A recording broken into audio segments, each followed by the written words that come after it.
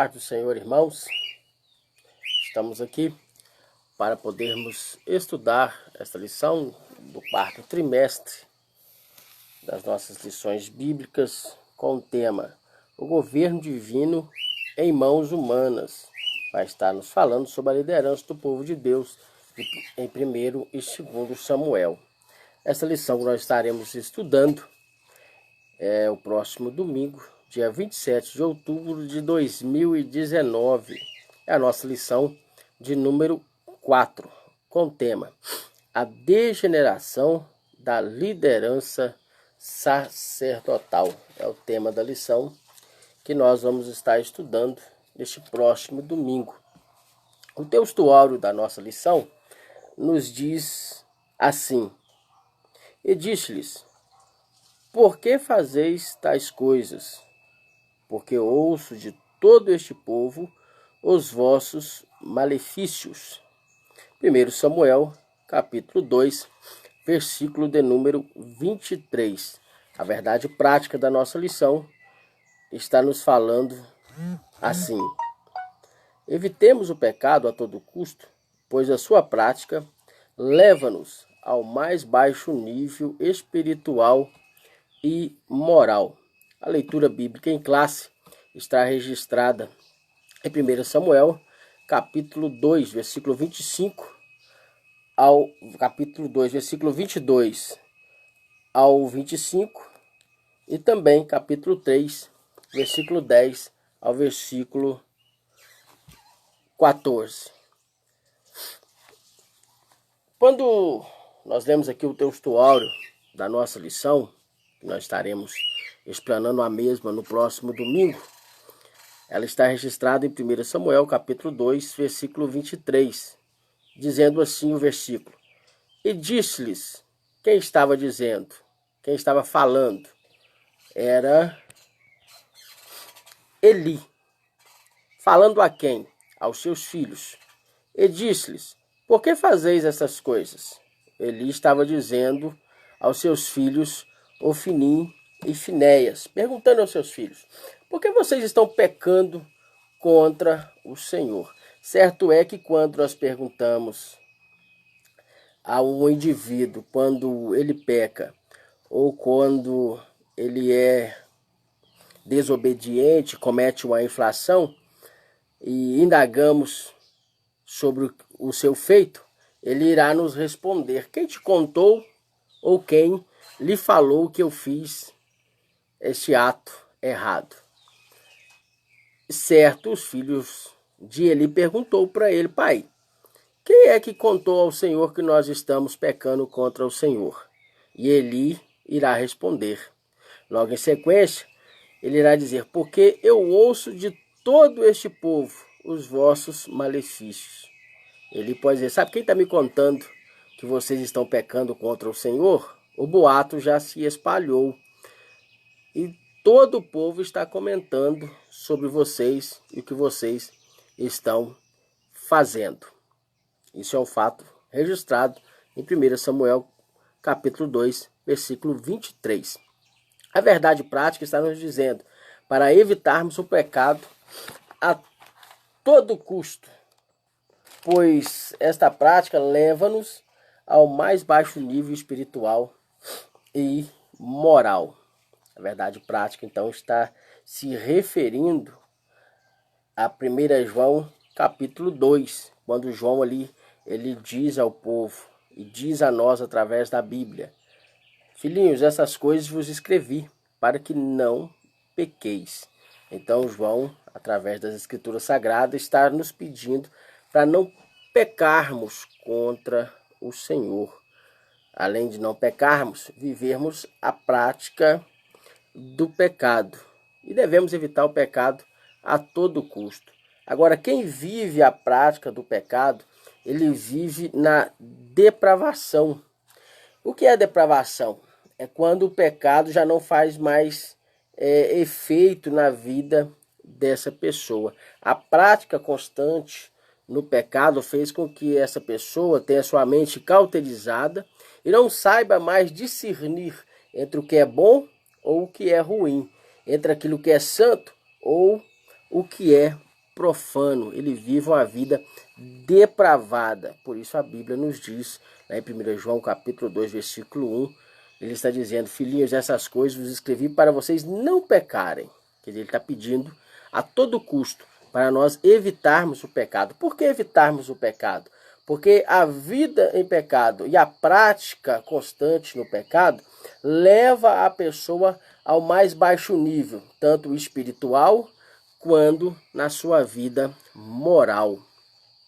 A introdução da nossa lição vai estar nos falando as seguintes palavras, trazendo-nos o tema da lição, o tema dessa lição, que é a degeneração da liderança sacerdotal na casa de Eli. Veremos que os filhos deste não corresponderam aos propósitos divinos e enveredaram-se pelo caminho do pecado, o que os fez deturpar as características do sacerdócio. Levítico 21, 6 a 7. Assim Deus agiu de modo punitivo para que os filhos de Eli, pois estes, tendo conhecimento das leis divinas, não andaram por elas, mas degeneraram-se, abandonando as virtudes do verdadeiro sacerdócio. Quando Deus escolhe alguém para executar uma missão, deve este alguém observar rigorosamente a vontade divina. Um abraço para você, Laurindo. Deus abençoe a sua vida. Bom, está lido aí a introdução da nossa lição do próximo domingo, aonde nós estaremos estudando, para quem entrou agora, a degeneração da liderança sacerdotal. Então, nós estamos falando sobre a introdução, sobre a vida dos filhos de Eli. E na introdução ele está nos dizendo que eles não corresponderam aos propósitos divinos. Pelo contrário, eles enveredaram pelo caminho do pecado, deturpando as características do sacerdócio. Tem por versículo chave e base na introdução Levítico capítulo 21, versículo 6 ao versículo 7. Então, para entendermos o que o comentador está falando na introdução da nossa lição, nós devemos ir ao texto que está nos fazendo essa referência para compreendermos o que eles fizeram de errado. Quando nós analisamos as Sagradas Escrituras, a Bíblia Sagrada, no livro de Levítico, se você tiver sua Bíblia aí, você pode abri-la comigo. Levítico, capítulo de número 6, capítulo número 21, versículo de número 6 e versículo de número 7.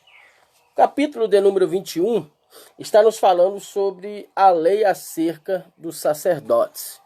Como os sacerdotes deveriam se portar na tenda da congregação.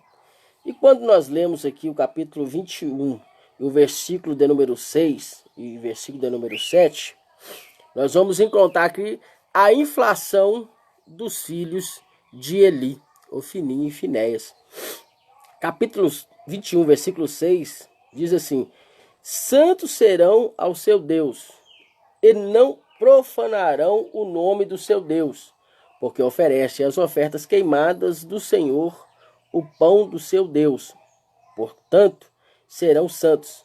Não tomarão mulher prostituta ou infame, nem tomarão mulher repudiada de seu marido, pois o sacerdote santo é o seu Deus. Notem bem as orientações de Deus para os sacerdotes. Então nós vamos encontrar aqui que Ofni e Finéias não correspondeu ao Senhor, nem aos seus propósitos divinos. Antes, eles deturparam as características do verdadeiro sacerdócio. E quando nós olhamos para este texto, nós vamos encontrar que Ofni e Finéias, ou o sacerdote, ele não poderia se casar com uma prostituta, nem tomar para si uma mulher que fosse repudiada do seu marido. Isso Ofni e Finéias sabiam e conheciam a respeito da lei do sacerdócio. Eles deveriam se casar e, quando se casassem, deveria ser com uma mulher virgem, e além de ser virgem, deveria ser uma mulher da sua própria tribo. Então, eles deturparam a verdadeira origem ou leis a respeito do sacerdote. Então, nós encontramos aqui que Ofni e Finéias, eles conheciam a lei. Eles sabiam a respeito da lei e o que Deus estava pedindo ao sacerdócio. Mas não basta nós ou a eles somente conhecer a lei. Eles conheciam a lei, mas não conheciam o Deus da lei. Olha bem que Ofni e Finéias, eles sabiam sobre a lei dos sacerdotes. Eles conheciam a lei dos sacerdotes, mas eles não conheciam o Deus da lei. Mas, Cleiton, como você pode falar tal coisa? Quando nós lemos a palavra do Senhor, lá em 1 Samuel no capítulo 2, versículo de número 12, olha o que a Bíblia vai nos dizer. 1 Samuel, capítulo 2, versículo de número 12. Eram, porém, os filhos de Eli, filhos de Belial, e não conheciam ao Senhor. Então, Ofni e Finéias, eles conheciam a lei. Eles conheciam a lei. Mas não basta somente conhecer a lei. Tem que conhecer o Deus da lei. E Deus se refere a Ofni e Finéias como filhos de Belial. Belial é uma palavra hebraica, cujo seu significado traz raízes cananeias, que é o nome de um demônio da mitologia cananeia, entre os cananeus. Belial, diante da Bíblia, significa inútil ou uma pessoa sem valor. A palavra Belial transmite a ideia de algo que é maligno, de algo que é indigno, algo que é imprestável ou sem proveito. É isso que Deus estava se referindo quando ele chama Ofni e Finéias de filhos de Belial. Ele estava dizendo, olha, Ofni e Finéias para mim são inúteis. Ofni e Finéias para mim não tem valor. Ofni e Finéias para mim é um ser maligno. Ofni e Finéias para mim é um ser indigno. Ofni e Finéias, eles são imprestáveis. Ofni e Finéias não têm proveito algum para mim. Era o que Deus estava se referindo a Ofni e Finéias quando ele diz que eles eram filhos de Belial e que não conheciam ao Senhor. Olha bem o que estava acontecendo. Para nós, que somos cristãos, não adianta nós conhecermos a Bíblia. Nós temos que conhecer o Deus da Bíblia. Muitas pessoas leem a Bíblia, de Gênesis e Apocalipse, já leram várias e várias vezes. É importante? É importante, porque quando nós lemos a Bíblia, nós apanhamos conhecimento a respeito de Deus, o nosso Senhor. Mas nós não devemos somente conhecer a Bíblia, mas nós devemos conhecer o Deus da Bíblia. Porque eu estar ou eu ficar numa garagem não quer dizer que eu vou me tornar um carro. Eu ser ou eu ir à igreja não quer dizer que eu sou um cristão. Eu ir à igreja não quer dizer que eu vou até Deus. São coisas distintas e bem diferentes uma da outra. Como eu vou à igreja? Eu tomo meu banho, eu me arrumo, visto a minha melhor roupa e vou para a casa do Senhor. Mas como eu vou até Deus? Como eu chego até Deus? Jeremias, capítulo 29, versículo de número 13. Nos diz assim, buscar-me-eis e me encontrareis, quando me buscaste de todo o vosso coração. Então, para encontrarmos o Senhor, não é pela metade. Eu tenho que buscar o Senhor, me entregar ao Senhor. de todo o meu coração. Quando a Bíblia está dizendo-nos para buscarmos o Senhor de todo o nosso coração, ele está me referindo a eu buscar o Senhor de todas as minhas entranhas, de todo o meu fígado, de todos os meus rins. É isso que a Bíblia está me referindo, para me buscar o Senhor de corpo, alma e espírito, eu me entregar ao Senhor por inteiro. Por isso que muitas das vezes o profeta, ele disse, esse povo me honra com seus lábios, mas com seu coração ele se aparta de mim. Então, interessante, é só eu cantar bonito, não é só eu pregar bonito, ou eu ensinar bonito, só da boca para fora, mas o meu coração está longe do Senhor.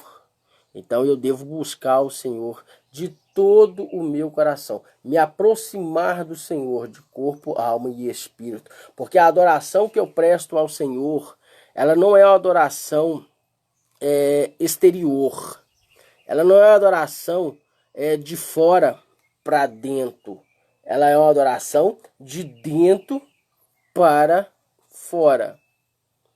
Então nós olhamos aqui e nós aprendemos que Ofni e Finéias, eles conheciam a lei, mas não conheciam o Deus da lei. Não basta para nós conhecermos a Bíblia, temos que conhecer o Deus da Bíblia. Ofni e Finéias, eles conheciam a lei, mas não praticavam o que eles conheciam. Aí é uma falta grave diante do Senhor, diante da sua palavra. Porque quando nós lemos a Bíblia, no livro de Mateus, no capítulo 7, no versículo 24 ao 27, Jesus ele está falando sobre os dois alicerces, sobre o homem prudente e o insensato. O prudente que ouve e pratica a palavra, Jesus colocou ele semelhante ao homem que constrói a sua casa sobre a rocha, que veio os vendavais, veio as tempestades, veio as dificuldades e a casa permaneceu de pé. E ao insensato, aquele que construiu a sua casa sobre a areia, que quando veio as tempestades, a casa caiu. O que Jesus está nos dizendo?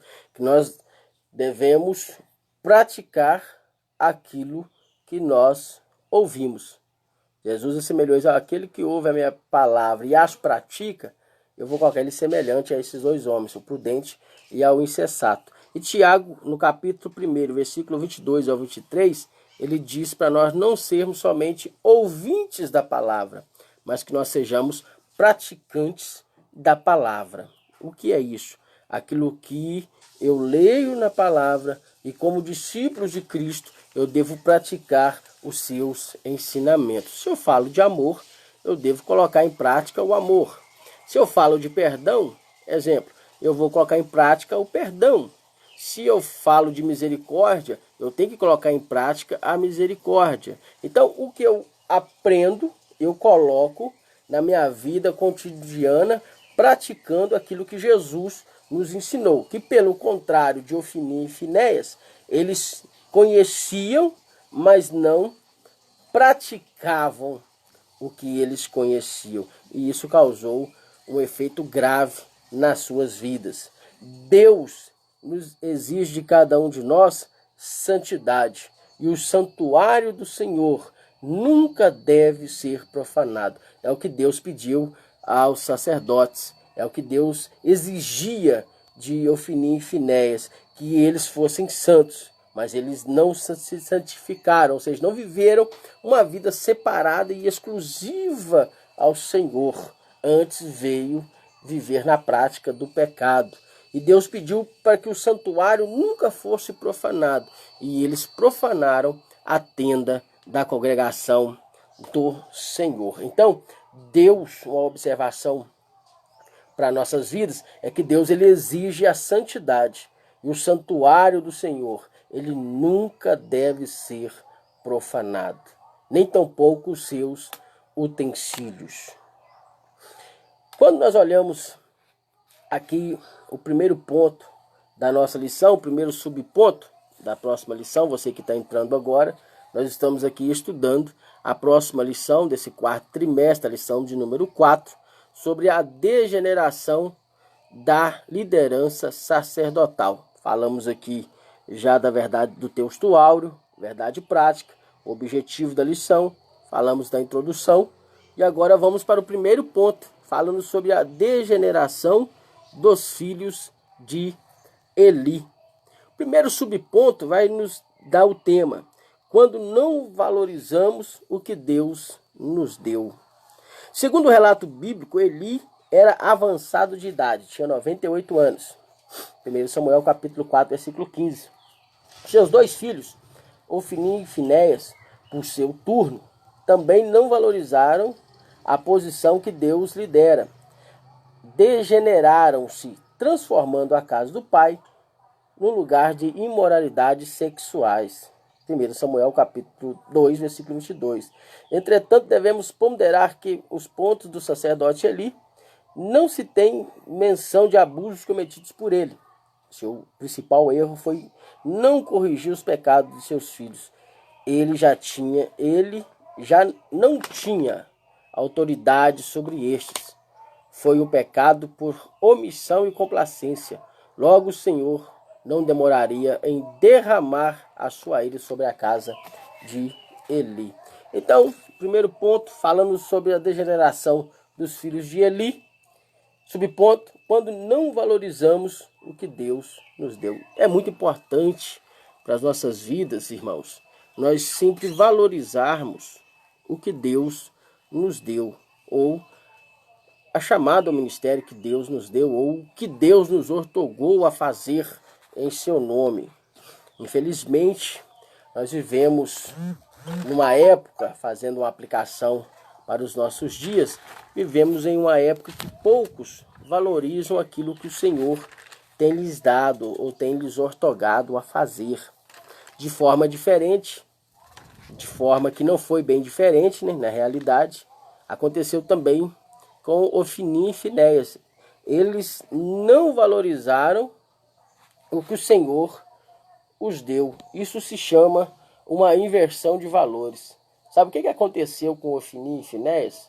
Eles eram para valorizar o que Deus havia dado a eles, que era ser um sacerdote na casa do Senhor, e eles desvalorizaram o que é ser um homem de Deus, ou o que é ser, ou ter o privilégio de ser um sacerdote na tenda da congregação, como foi o caso de Ofni e Finéias. Então houve uma inversão de valores. O que era para eles valorizar, eles desvalorizou. O que era para ele desvalorizar e era para evitar que era o pecado, eles valorizaram o pecado e desvalorizou o seu chamado. Isso é quando nós não valorizamos o que Deus nos deu.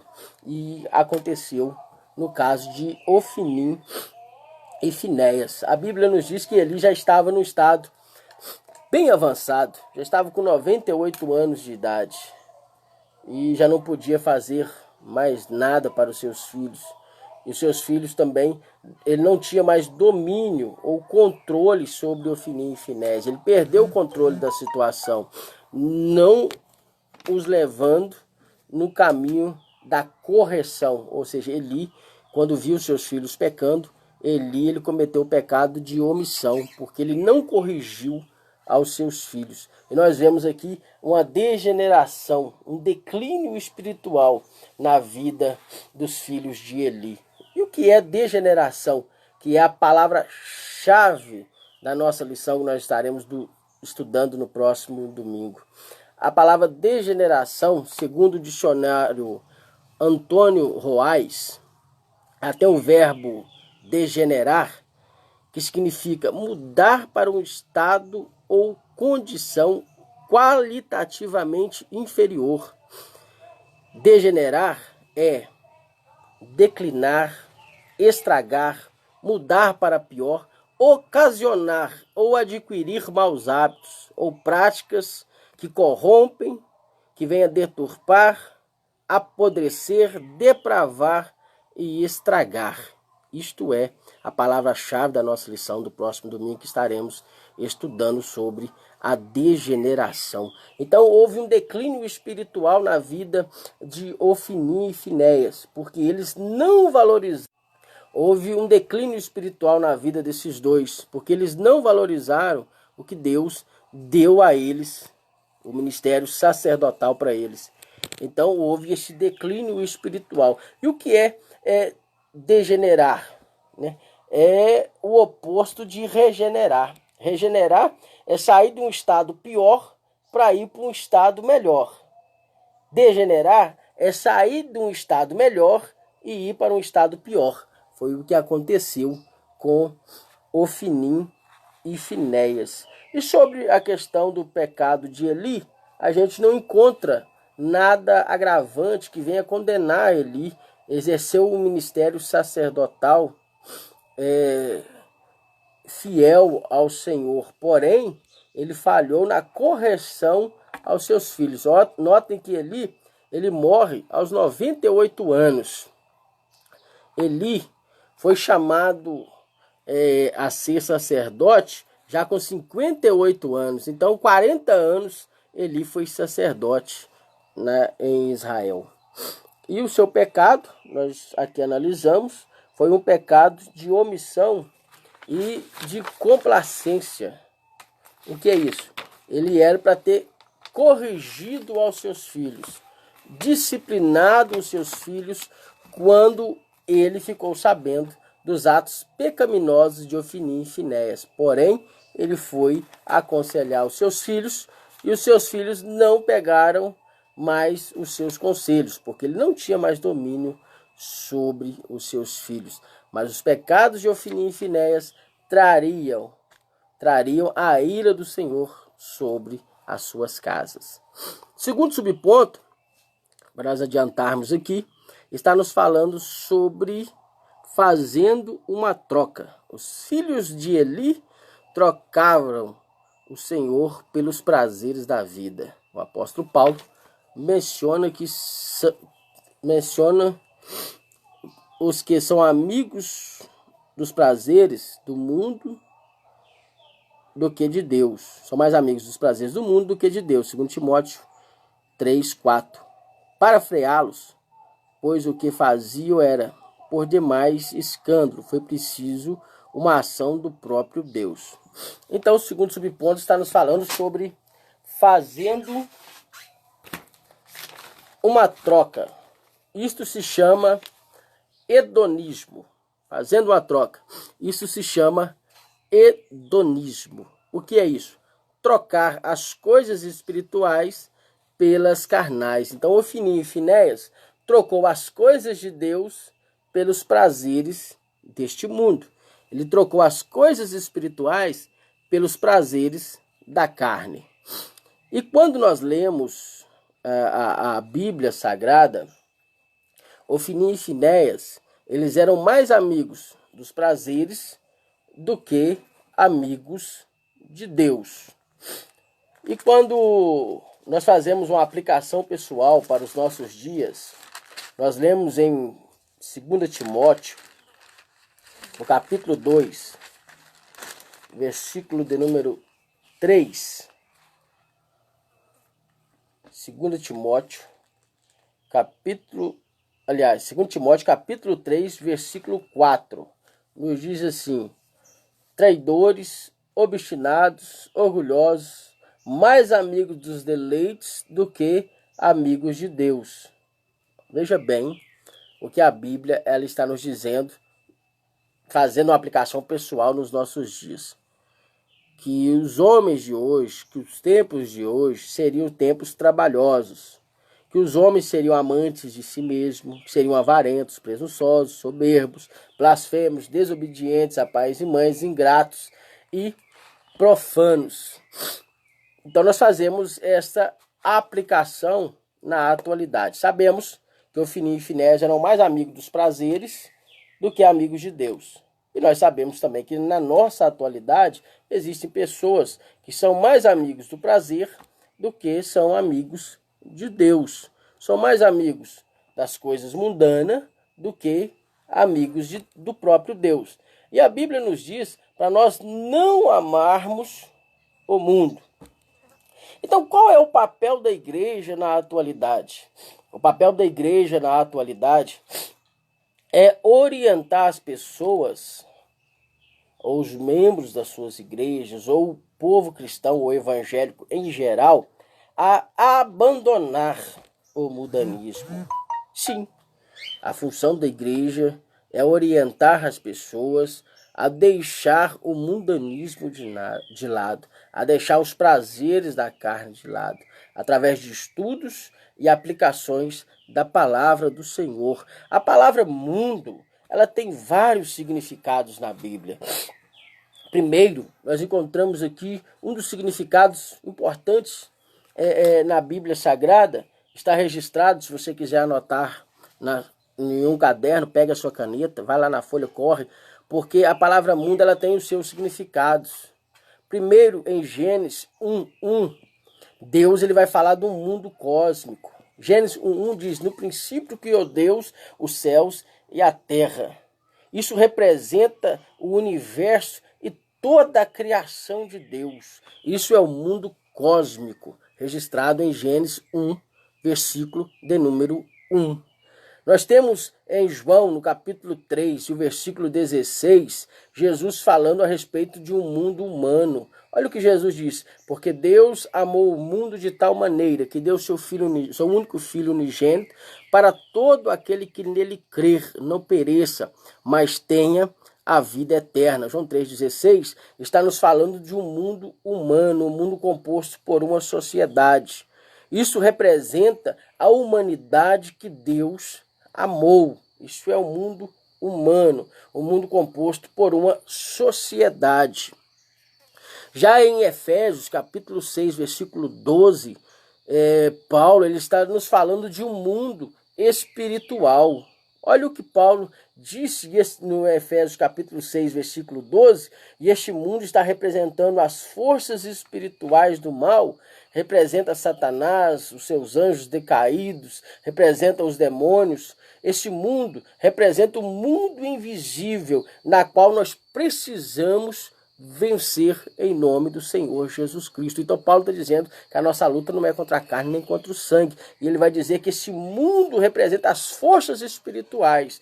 Isso é um mundo espiritual, um mundo invisível, aonde estão alojados as forças satânicas, os anjos decaídos, estão ali os demônios. Isso é um mundo invisível que nós, pelo sangue do Cordeiro, devemos vencer. Mas também nós temos aqui o quarto significado na Bíblia da palavra mundo, que é o mundo material, é o mundo materialista, registrado em João, no capítulo 2, versículo 15. Representa os prazeres materiais da vida, um mundo que nós não devemos amar. Notem bem que João está se referindo ao mundo material, ao mundo dos seus prazeres materiais dessa vida. E ele diz que esse mundo nós não devemos amar. Por que nós não devemos amar este mundo? Eu trago 3 verdades para você. Porque nós não devemos amar este mundo. Primeira verdade sobre nós não podemos amar este mundo é porque o mundo ele nos odeia. João capítulo 17, versículo 14, diz a Bíblia que este mundo ele nos odeia. Segundo motivo que nós não devemos amar este mundo, eu trago outra verdade sobre o mundo, é que o mundo ele não nos conhece. 1 João capítulo 3, versículo 1. Terceira verdade que eu trago para você sobre o mundo é que o mundo jaz do maligno. 1 João capítulo 5, versículo 19.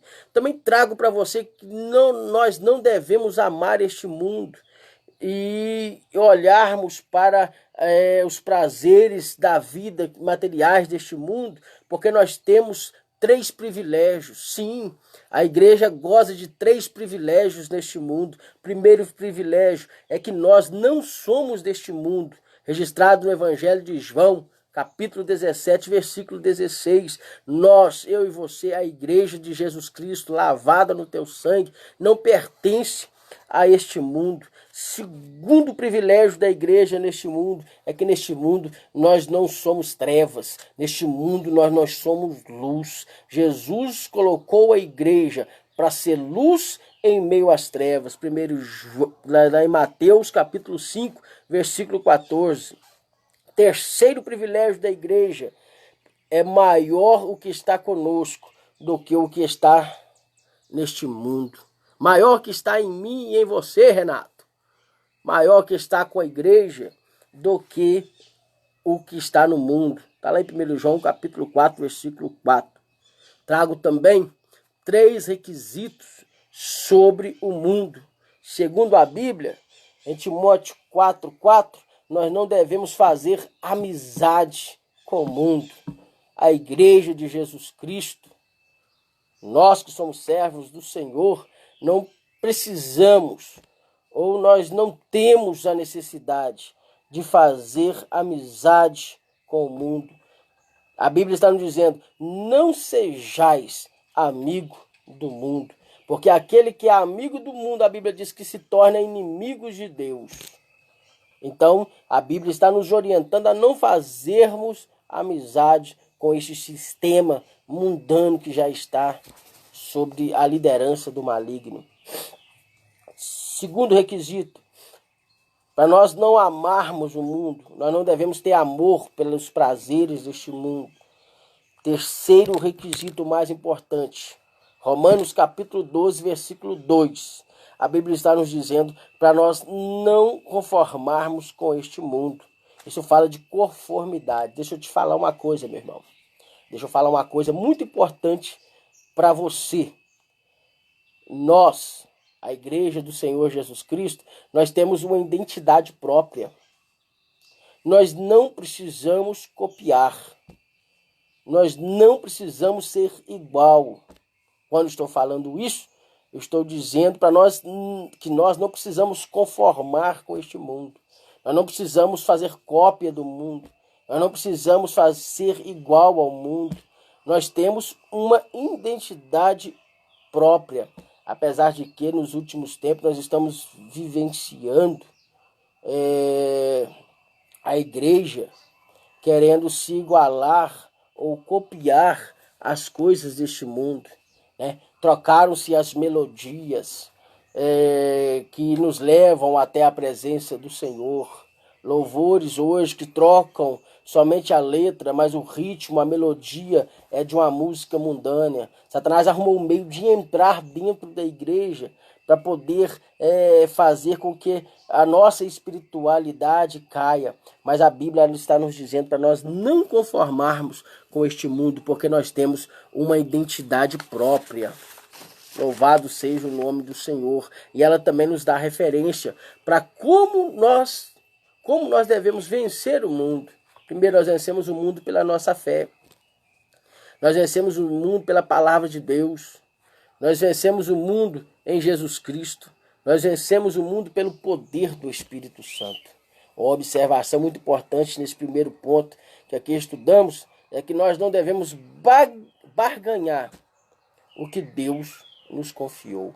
Não fazermos como Esaú, que trocou a sua primogenitura com o seu irmão Jacó por um prato de lentilha, porque estava com fome. Não barganhe o que Deus te deu. Valorize o que Deus te deu. Glória a Deus. Passando aqui para o terceiro ponto, nós vamos estar falando aqui sobre as consequências para quem peca contra Deus. Quando o homem comete um crime contra outro homem aqui na terra, os tribunais humanos para julgar. Há os tribunais humanos para julgá-lo, como Paulo nos lembra em 1 Timóteo, capítulo 1, versículo 9. Entretanto, para os filhos de Eli não havia tribunal humano, porque eles pecaram diretamente e deliberadamente contra o Senhor. Como eles não se arrependeram, o juízo divino é inevitável e a ira de Deus se acederia contra eles. Então nós olhamos aqui o terceiro subponto da nossa lição. Você que entrou agora, nós estamos aqui conversando sobre a lição que nós estaremos estudando no próximo domingo. A lição que nos fala sobre a degeneração sacerdotal. Já passamos aqui no primeiro ponto o item de número 1 e 2. Falamos na introdução, verdade prática. Também falamos do texto áureo. Agora vamos para o terceiro subponto, as consequências para quem peca contra Deus. E quando nós lemos a palavra do Senhor, a Bíblia, ela nos mostra todos os interesses pessoais de Deus para com as nossas vidas, como também, quando erramos, nós pagamos as suas consequências. E quando nós lemos aqui as consequências para quem peca contra o Senhor, nós vamos ler aqui em 1 Timóteo, que é a referência do texto base para a nossa explanação da mesma. 1 Timóteo, capítulo 1, versículo 9. Olha o que a Bíblia nos diz. 1 Timóteo, capítulo 1, versículo 9. Sabendo isto, que a lei não foi feita para o justo, mas para os injustos e obstinados, para os ímpios e pecadores, para os profanos e os irreligiosos, para os matricidas, para os homicidas. Então nós encontramos aqui o texto base para o nosso comentário da lição sobre as consequências para quem peca contra o Senhor. Encontramos que Timóteo está nos dizendo que a lei não foi feita para o justo, mas sim para os injustos. A lei foi feita para os infratores, para os pecadores. A lei foi feita para os profanos, para os irreligiosos, para os maricidas, que mata pai, matricidas, mata mãe, para os homicidas. Essa é a lei que julga as causas daquele que comete uma infração. A lei não foi feita para o justo, a lei foi feita para o injusto. E quando nós lemos a palavra do Senhor, lá em 1 Samuel, capítulo de número 2, 1 Samuel, capítulo de número 2, versículo 25, nós vamos encontrar o seguinte versículo: pecando o homem contra o homem, os juízes o julgarão. Pecando, porém, o homem contra o Senhor, quem rogará por ele? Mas não ouviram a voz do seu pai, porque o Senhor os queria matar. Olhamos o texto. Então, Timóteo diz que a lei foi criada para o injusto, para os pecadores, aos infratores. E ele está aconselhando os seus filhos. Olha, meus filhos, se vocês pecarem ou fizerem algo errado contra o homem, uma infração que vocês fizerem contra o homem, os juízes, na época o governo, quem julgava as causas, era ainda os juízes, então ele vai aconselhá-los. Olha, se vocês fizerem algo contra o homem, os juízes os julgarão. Mas se vocês fizerem algo diretamente contra Deus, quem irá ajudá-los? Então o pecado de Ofni e Finéias não foi diretamente para o homem, mas o pecado que Ofni e Finéias cometeu, a infração que eles cometiam, a práticas ilícitas dos prazeres carnais na tenda da congregação, não foi contra o homem, foi contra o próprio Deus. E notem que eles, Ofni e Finéias, não pegaram no conselho do seu pai. Por quê? Porque Deus os queria o matar. Então as consequências do pecado para Ofni e Finéias foram a morte. A sentença de Deus para Ofni e Finéias foi a morte. Nós que estamos na presença do Senhor, devemos ser conscientes de que Deus não tolera o pecado, principalmente aos que ensinam e aos que estão em uma posição de liderança. Então nós temos que compreender que Deus, ele nunca irá tolerar o pecado daquele que ensina ou daquele que está numa liderança ou numa posição de liderança religiosa. Deus, ele não tolera, ele não admite o pecado. Passando para o segundo ponto da nossa lição, a sentença de juízo de Deus. Nós vamos estudar aqui então sobre a sentença do juízo de Deus. Quando nós estamos aqui estudando e analisando este ponto sobre a sentença e o juízo de Deus, nós vamos estar falando aqui sobre a experiência profética de Samuel. Numa época em que era bem raro ouvir a voz de Deus, Samuel ouviu claramente e referentemente o Altíssimo. 1 Samuel capítulo 3, versículo 10.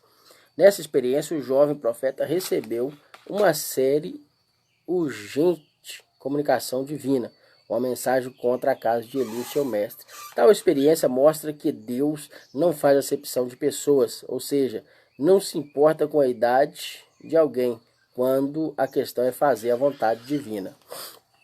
Então nós aprendemos aqui que a sentença no segundo ponto, falando sobre a sentença do juízo de Deus. Quer dizer, o juízo, que é a palavra-chave aqui, é o ato de julgar. Nós vamos aprender no segundo ponto aqui sobre a experiência profética de Samuel. Samuel, quando Deus o chamou, lá no capítulo 3, versículo de número 10 de 1 Samuel, olha o que disse o Senhor. E veio o Senhor ali e esteve e o chamou como das outras vezes. Samuel, Samuel, e disse-lhe Samuel, fala porque o teu servo ouve. Deus, ele chamou Samuel ao ministério profético. Samuel estava dormindo, era madrugada, porque a Bíblia diz que antes que a lâmpada de Deus se apagasse no templo, Deus chamou a Samuel. Então, antes que o dia viesse a amanhecer, Deus chama Samuel ao ministério profético. E ele estava com 12 anos de idade. Note que Samuel, ele estava com a idade de aproximadamente 12 anos. Era ainda uma criança na presença do Senhor. Mas Deus, quando ele quer exercer a sua vontade na vida de uma pessoa, ele não faz essa acepção. Não importa a sua idade. Foi no caso de Jeremias, que era também um adolescente, e tantos outros que Deus chamou ainda mais novos para realizar a sua obra. Mas também chamou pessoas de idade, como Moisés. Segundo alguns estudiosos, Moisés já estava com a idade avançada quando Deus aparece para ele lá no monte, na sarça ardente.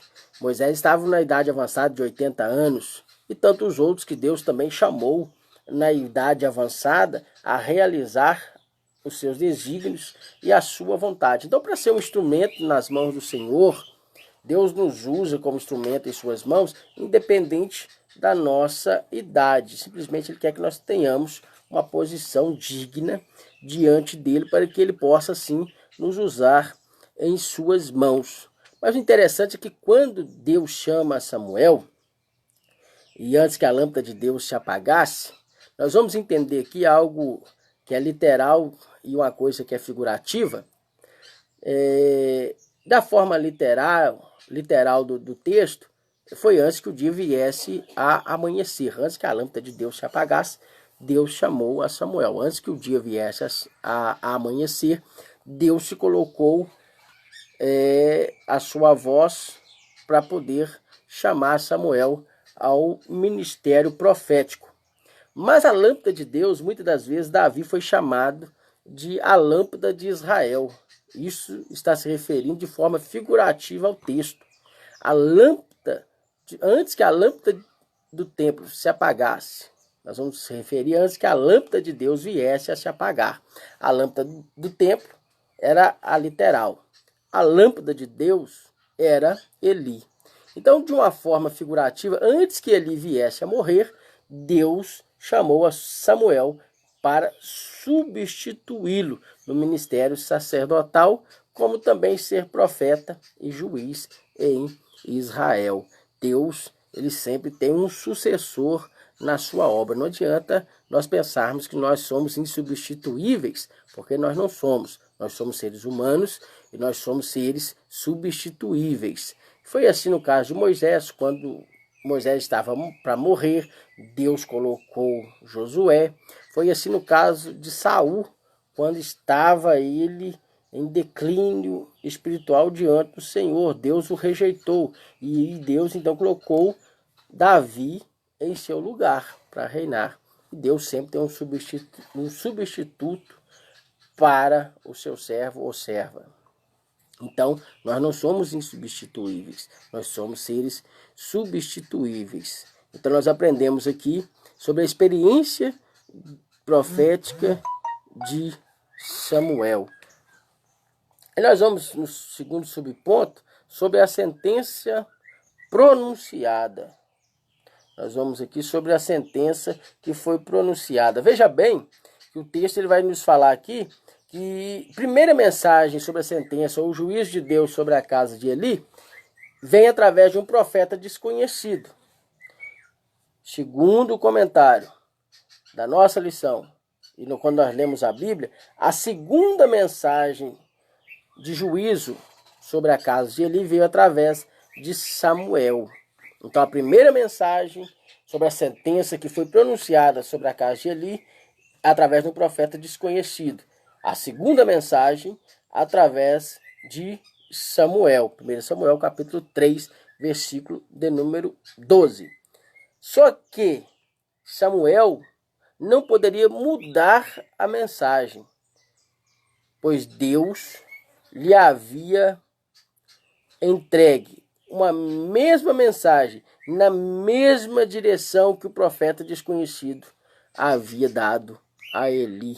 Deus havia sentenciado a casa de Eli e viria a morte e destruição sobre ela. A sentença seria executada por intermédio de uma invasão dos filisteus à terra do povo de Deus. Então a mensagem interessante aqui nesse ponto, que a segunda mensagem entrega a Eli sobre a sentença que viria sobre a sua casa, entregue por Samuel, ela não poderia ser diferente da que foi entregue pelo profeta desconhecido. E é assim que Deus trabalha. Nosso Deus, ele não é um Deus de confusão.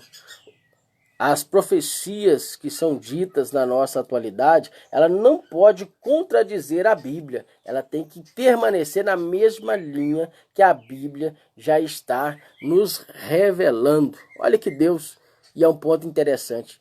O profeta desconhecido decretou a sentença. Foi lá e pronunciou o que Deus havia falado.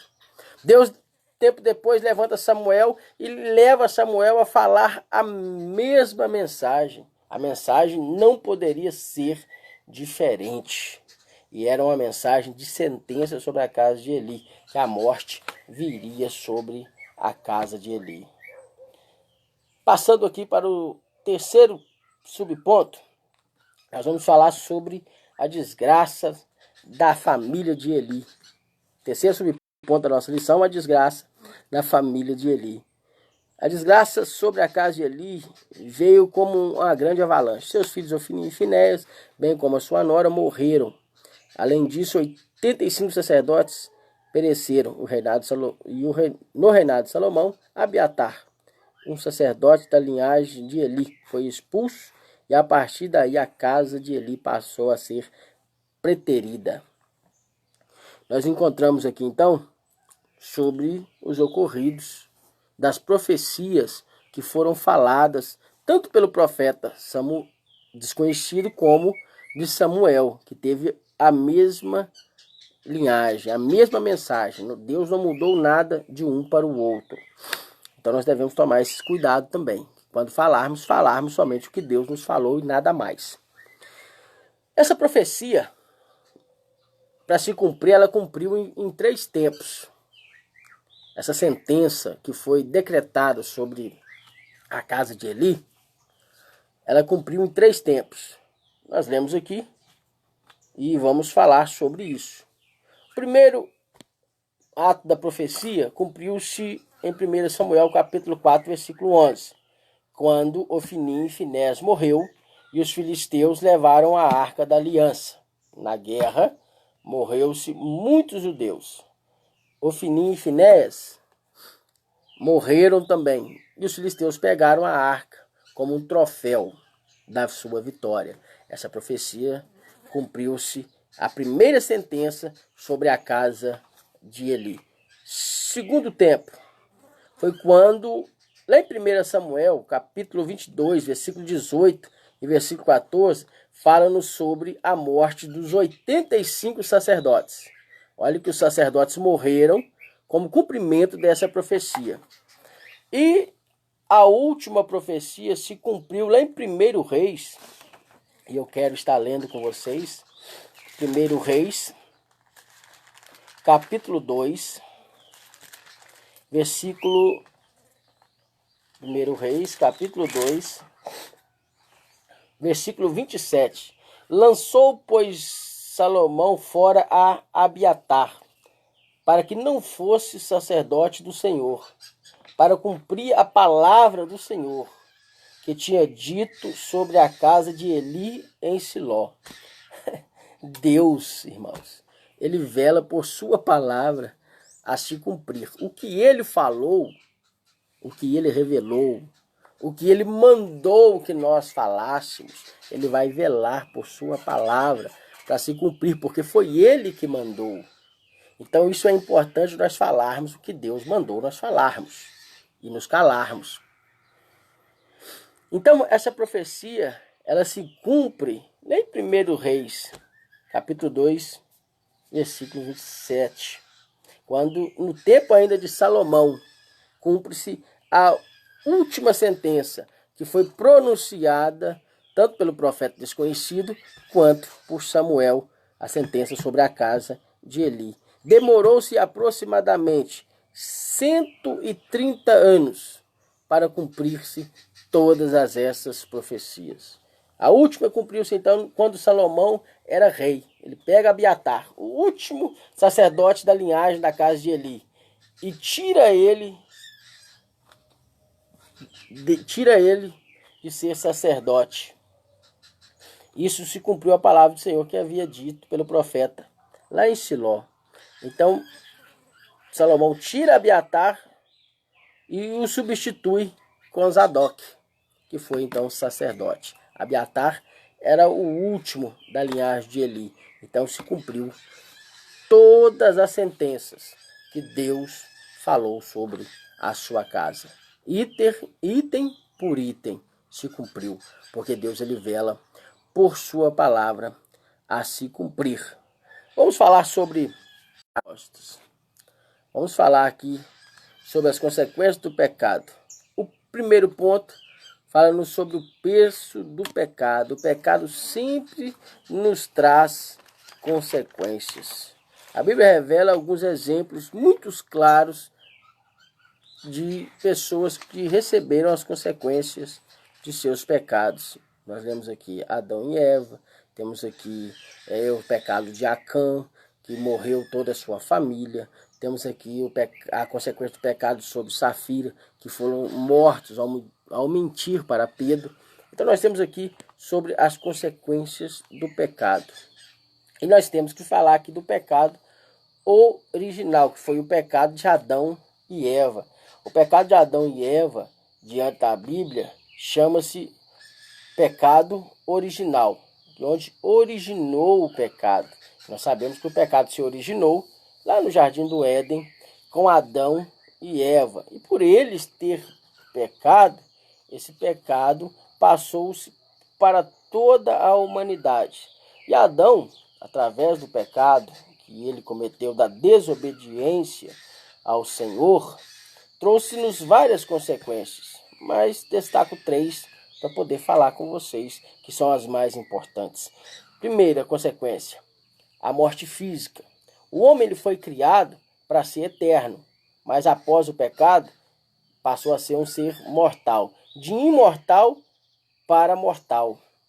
Deixando de ser imortal, passou o homem a ser mortal. Teve uma morte física. Segunda consequência do pecado, uma morte espiritual. O homem perdeu a sua comunhão com Deus. Terceira, a separação de Deus. Com o pecado, teve a consequência, a separação de Deus. Isaías, ele disse que os nossos pecados fazem a nossa divisão entre Deus e o homem. Então o homem teve essas consequências se originando no pecado de Adão e Eva. O homem atual também peca, também erra por desobediência. Por quê? O pecado de Adão e Eva passou-se de geração em geração. Nós temos essas consequências. Todo homem humano está ligado em Adão. Todos nós, seres humanos, estamos na história humana ligado a Adão. A palavra em latim, dizendo assim, sicut, uno corpus, unus, hominis, significa como um só corpo de um único homem. Então, toda a humanidade está ligada na história a Adão e a Eva. O pecado de Adão e Eva, o pecado que eles cometeram, foi um pecado pessoal. Foi eles que cometeram, mas que afetou toda a humanidade. Romanos 3:23. Todos pecaram, todos estão desconstituídos da glória de Deus. Romanos capítulo 6, versículo 23. O salário do pecado é a morte, mas o dom gratuito de Deus é a vida eterna. Então, essas consequências do pecado de Adão, nós a conhecemos e ela passou para nós. E nós, quando pecamos, nós também vamos ter as mesmas consequências. Alguns pagam o preço do pecado com a morte física. Alguns pagam o preço do pecado com a morte espiritual. E a maior delas paga o preço do pecado com a separação do homem com Deus. O pecado ele faz essa divisão entre o homem e Deus. Então, quando pecamos, nós vamos ter as consequências do pecado. Difícil é que nós não sabemos quais as consequências que virão sobre nossas vidas, mas certo é que as consequências irão vir. Todos nós colhemos as consequências dos nossos erros. Temos aqui também os males da falta da repreensão. Né? A Bíblia diz lá em Provérbios, capítulo 15, versículo 10, que aquele que aborrece a repreensão, este morrerá. Porque o Senhor repreende aquele que ama, assim como o pai ama o filho a quem quer bem. Então, o erro de Eli foi não repreender os seus filhos quando eles precisavam ser repreendidos. Deixou a corda frouxa e os filhos fizeram o que eles bem entendiam. Temos aqui também um terceiro subponto sobre o pecado voluntário deliberados, que não tem perdão. A Bíblia nos diz lá em 1 João capítulo 15, versículo 16, que a este tipo de pecado que gera a morte nós não devemos orar. Mas a Bíblia nos diz que aquele que confessa o seu pecado e deixa, alcança misericórdia. Os filhos de Eli, Ofni e Finés, morreram porque eles pecaram, porque eles quiseram pecar, pecado voluntário. Pecaram, viveram no pecado, porque eles quiseram viver no pecado, na prática ao pecado. A gente tem que separar uma coisa de quem peca para quem vive na prática do pecado. Exemplo, Moisés, ele cometeu um assassinato, mas Moisés ele não era assassino, ele conseguiu o perdão de Deus. Davi ele cometeu um adultério, mas Davi não era adúltero, ele recebeu o perdão de Deus.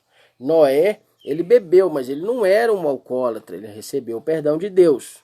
Há uma diferença, irmãos, de quem peca e de quem vive na prática do pecado. Eu pequei, confessei, alcancei misericórdia.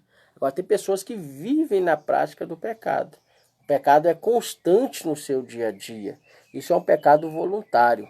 E esse pecado leva à morte eterna. Que Deus abençoe a sua vida, que os minutos que aqui passamos sirva para abençoar a sua vida e aprendermos assim na palavra do Senhor juntos. Deus abençoe, tenha uma ótima tarde E até domingo, na Escola Bíblica Dominical.